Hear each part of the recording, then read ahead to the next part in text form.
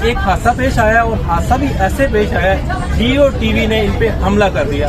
अभी इन्हीं की जुबानी सुनते हैं हुआ क्या है।